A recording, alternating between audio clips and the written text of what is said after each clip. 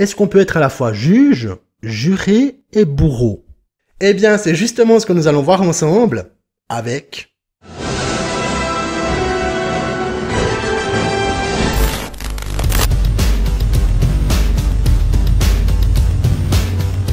Hey les fans de ciné, ici Critiqueur. Dans cette vidéo, nous allons titiller notre nostalgie avec un film de 1995 et en prendre plein les yeux avec une version de 2012. Mais commençons par le commencement. Pour cette vidéo, je vais faire quelque chose que je fais rarement, un comparatif. Ben oui, si on veut juger un dossier, il nous faut toutes les pièces. J'appelle donc à la barre le comic book originel de Judge Dredd. Apparaissant dans la revue britannique de science-fiction AD 2000 en 1977, Judge Dredd est créé par John Wagner au scénario, Carlos Ezquerra au dessin et Pat Mills à l'édition. La trame se déroule dans un futur dystopique et plus précisément dans la mégalopole Mega City One avec plusieurs centaines de millions d'habitants. Pour endiguer la criminalité grandissante, les forces de l'ordre ont mis sur pied les juges, pouvant arrêter, juger et condamner, voire exécuter immédiatement les criminels. Le plus efficace d'entre eux, Joseph Dredd. Alors on va pas faire l'intégralité des comics, mais si vous ne les avez pas lus, allez tout de suite les découvrir, ils sont géniaux. Maintenant que nous avons les bases, commençons avec le film de 1995. Mais au fait, ce film, de quoi ça cause? Dans la mégalopole de Mega City One, la criminalité atteint des sommets. Pour parer à cela, les juges sillonnent la ville. Le plus radical d'entre eux, le juge Dredd, se retrouve au cœur d'un complot planifié par un mystérieux individu, Rico. Accusé à tort de meurtre, il va devoir s'allier avec Fergie, un gentil criminel, et avoir l'aide de la juge Hershey, sa collègue, pour redorer son blason. Ce film, je le regardais en boucle quand j'étais gamin et je le trouvais génial. Je l'ai revu pour les besoins de cette vidéo et même si le plaisir est toujours là, ben c'est pas si incroyable en fait. Le truc qui m'a le plus surpris, c'est le coup du casque. Dans les comics, Dredd ne l'enlève jamais. Ou en de très rares occasions, notamment dans les flashbacks. Et ici...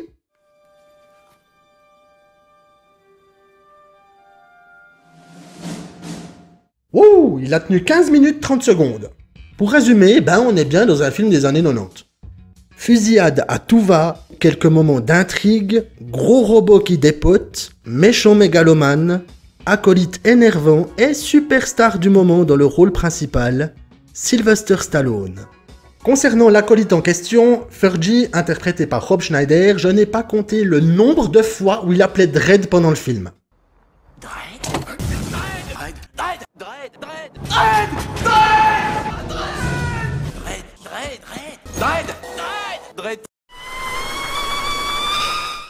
Cependant, le cadre de la mégalopole est bien représenté, le désert bien présent avec ses hordes de cannibales, Dredd est bien dans son rôle, et les effets sont pas trop mal fichus pour l'époque. Sinon, on a un méchant tout de même peu charismatique, même si interprété correctement par Armand Assante, des blagues qui n'atteignent pas leur cible. Leur champ de destruction effectif est de 200 mètres, donc vous ne risquez rien. Et une violence passablement édulcorée. Malgré le fait que le film soit sorti aux États-Unis sous la mention R, donc interdit aux moins de 17 ans non accompagnés.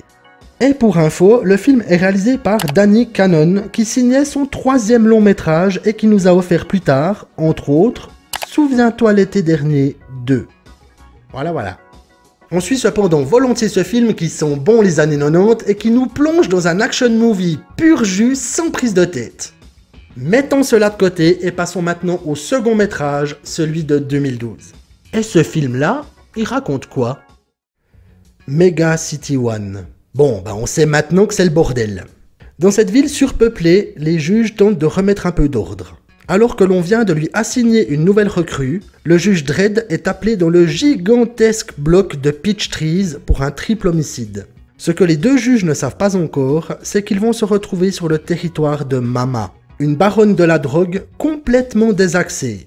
Elle va verrouiller le bâtiment pour tenter d'en finir avec ses représentants de la justice. Alors là, on est dans un autre contexte.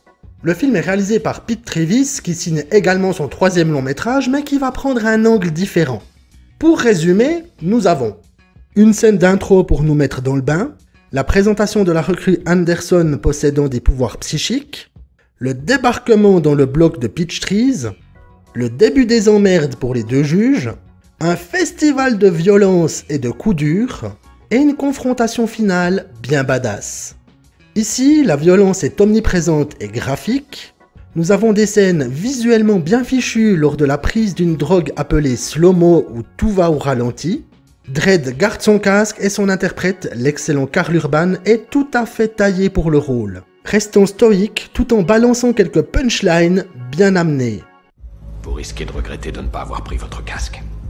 Le casque interfère avec mes capacités psychiques.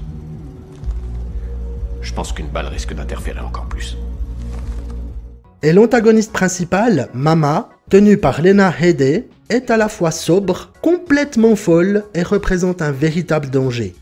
C'est avec une certaine délectation que nous suivons les mésaventures de nos deux juges à travers cet immense complexe, le tout enrobé de fusillades, de tensions et d'une image brute sans concession.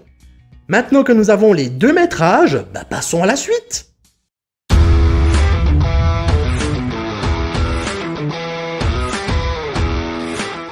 Quelles sont les différences notables entre le film de 1995 et celui de 2012?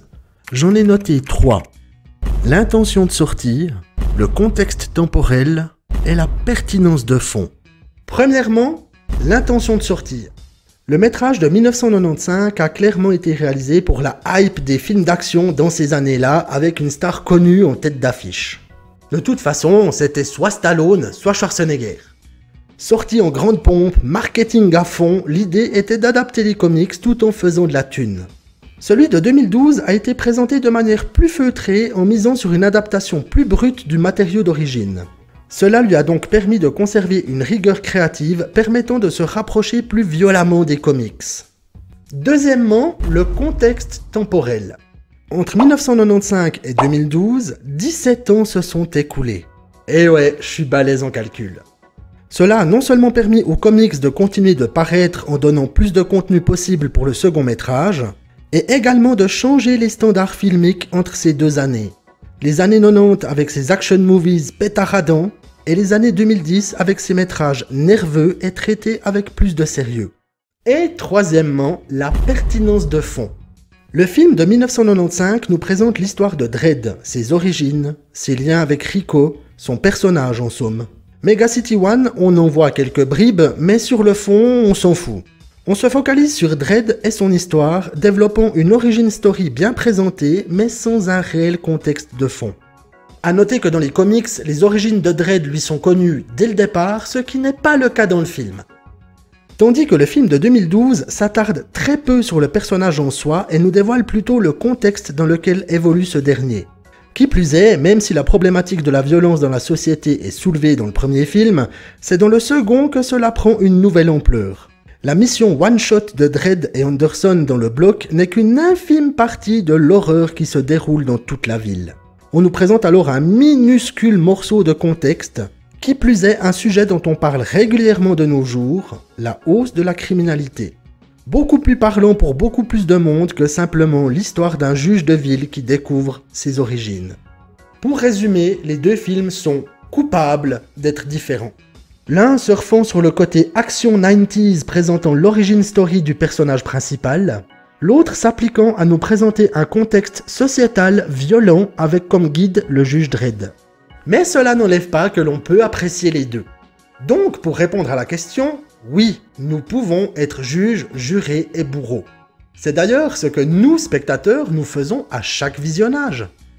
Nous jaugeons ce que nous avons vu en pesant le pour et le contre et nous décidons si, oui ou non, nous avons aimé. Nos avis peuvent cependant différer car nous avons tous une vision personnelle du cinéma. Dans le cas présent, j'aime bien les deux films présentés, ayant une nette préférence pour celui de 2012, plus impactant sur bien des points. Il s'agit pourtant simplement de deux visions différentes d'une même histoire originelle, changeant par rapport à l'époque, à la vision de ses réalisateurs et à la réception de son public. Et ce qu'il y a de beau dans le cinéma, c'est que nos avis sont différents et que nous pouvons parler ensemble dans une optique d'ouverture, sans jugement. Et voilà, fans de ciné, c'est tout pour ces films. Êtes-vous des fans inconditionnels de Judge Dredd ? Quel est votre film préféré, celui de 1995 ou celui de 2012? Et quel est votre action movie préféré des années 90? N'hésitez pas à me le dire en commentaire.